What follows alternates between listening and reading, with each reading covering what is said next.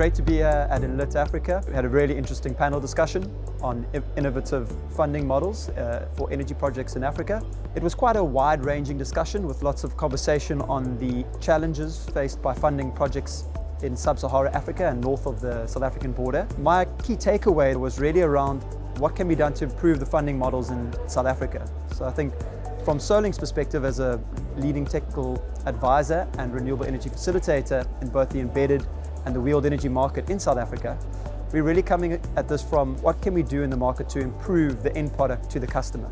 So how can, at the end of the day, the companies in South Africa procure power on a cheaper cost basis and on a lower risk, more flexible basis. Historically in the market, the banks are requiring a higher level of fixed long-term commitment for funding of wheeled energy projects in South Africa. In the wheeled energy space, we really see an opportunity for the funding model to be adjusted and for the banks and the equity funders to take a shorter-term view on the requirements of the off-taker.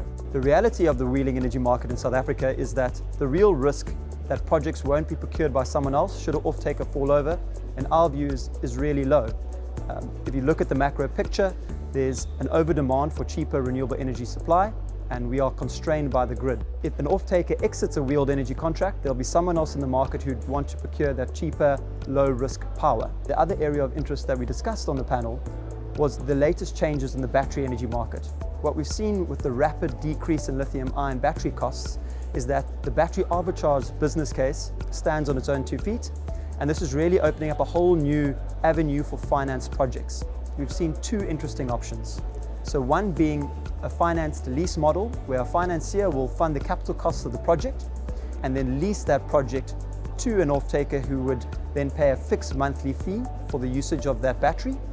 And the second option, on a per kilowatt hour basis, where a financier will fund the project and sell the power to an off-taker on a power purchase basis, particularly on the peak tariff period. The battery would release its power during the peak tariff period and then charge during off-peak overnight and at standard power during the day. Given how new that model is, we still see a large scope for there to be new innovation and better access to those type of projects to the market.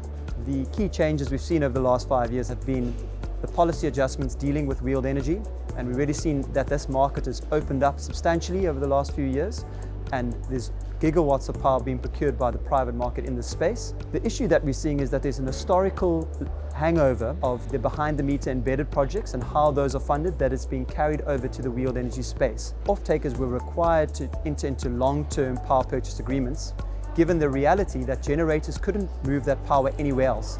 And now what we've seen in the wheeled energy space is that the generator and the off-taker are no longer tied together, and that really means that an alternative off-taker can be sourced for that wheeled energy project in a few months.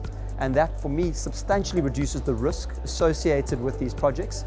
And the hope is that that reduced risk starts being reflected in the funding models that are funding these type of projects. From SOLINK's side, we are incredibly excited to be part of this fast-moving, innovative space, and we will continue our mission to improve the type of projects available to commercial industrial companies, ensuring that they can have access to both embedded and wheeled energy projects faster, more effective, and at lower cost.